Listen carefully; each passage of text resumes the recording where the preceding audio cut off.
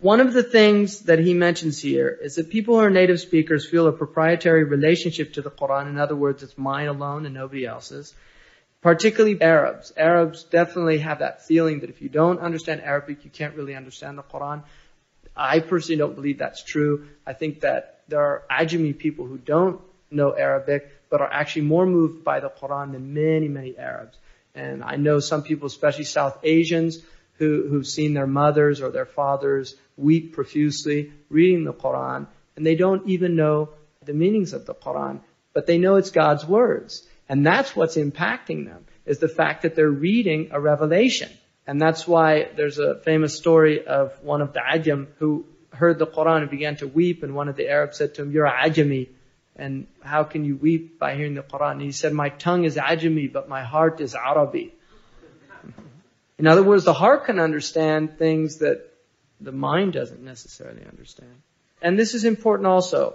A general rule is that a person with no grounding in the Islamic worldview, if they pick up a translation of the Quran, will have their prejudices confirmed. And I think that unfortunately that is very true. That if you go to the Quran already with prejudices, you will find exactly what you're looking for. I knew it. They do that. See, it's right there in Surah At-Tawbah. Kill the polytheists. See, they were looking for that, and so they find it. And when you're looking for something, you're often blinded to the other things.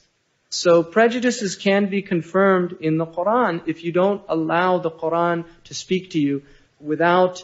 And that's why the Quran begins, ذَلِكَ الْكِتَابُ لَا رَيْبَ فِيهِ هُدًى لِلْمُتَّقِينَ. This is guidance for people that already have piety. And it says this is a book, there's no doubt in it. It already declares its position right from the start. If you have doubt about this book, it's not going to benefit you. Now, not being open, it doesn't necessarily mean you have doubt. See, if you believe automatically it's not a revelation from God, then you're going to read it with that perspective. If, however, you go to it and say, I want to find out, is this a revelation from God? It's not that you have doubt. You don't know anything about it. And you simply want to see for yourself. So going skeptically and going objectively are very different. And you will have very different experiences in taking those routes.